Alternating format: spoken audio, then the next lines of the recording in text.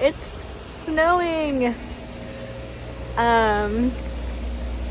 It's like my first snowy winter in years because I've been like a little California girl. So I'm feeling so much joy from all this snow. But I also want to talk about something which is basically the pattern. And like, look, there's like little frozen blueberries, and like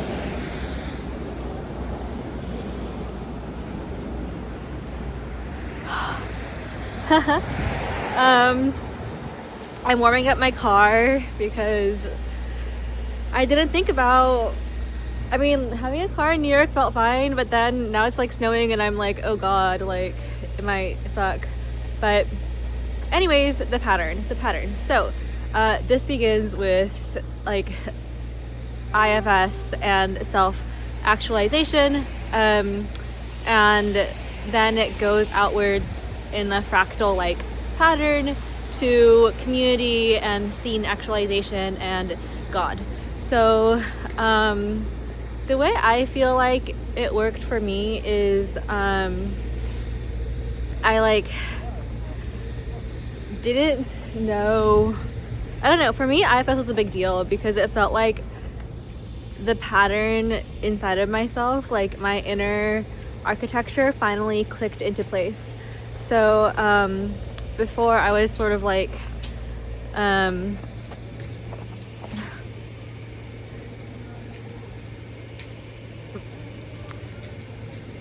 of like a black box to myself. And then as I did, when I found out about IFS, it was like, oh, okay, in my mind it's like there's a it's kind of like a hub and spoke model.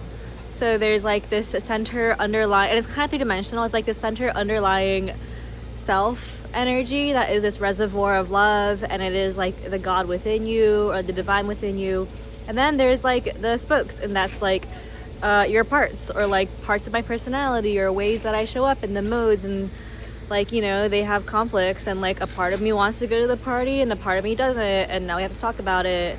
And that kind of ties into like self-actualization, because what happens apparently, according to this really interesting study I just read, is just that at like the highest degrees of self-actualization, a lot of dichotomies melt, and so your head and your heart and your gut stop conflicting, and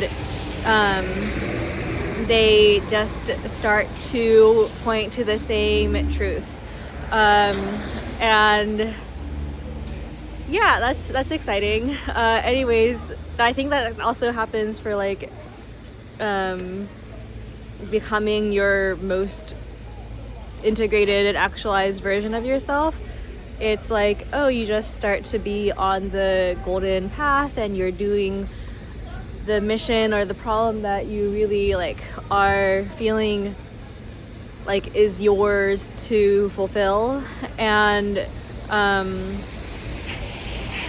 yeah, so going back to this pattern, for me what it felt like is like, first of all, I had to map out all these parts, so all like the nodes, the like nodes that are not in the center, like all the spokes, I guess, the nodes at the ends of the spokes.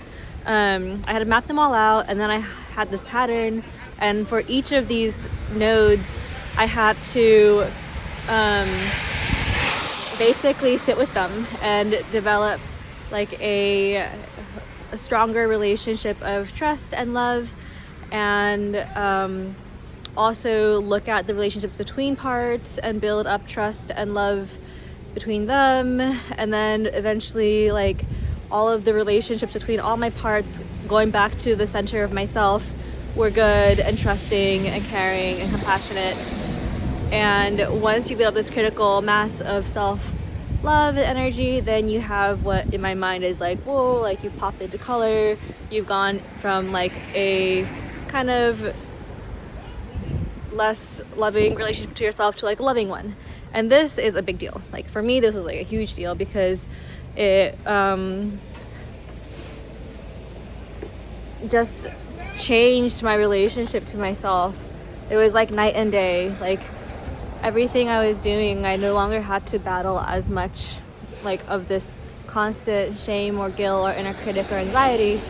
And yeah, and then you zoom out and you zoom out, and now there's a pattern just like this, but you are one of the nodes on the spokes, and all of your friends are also like nodes, and so now you're doing the exact same thing but at a higher level, which is building relationships with the people around you. So your local area of the social graph, you're building relationships, and you're like regulating your corner of the social nervous system or fabric. And the underlying self is then God, and so you are basically building trust with a large reservoir of universal like compassion and love for humankind and for the universe.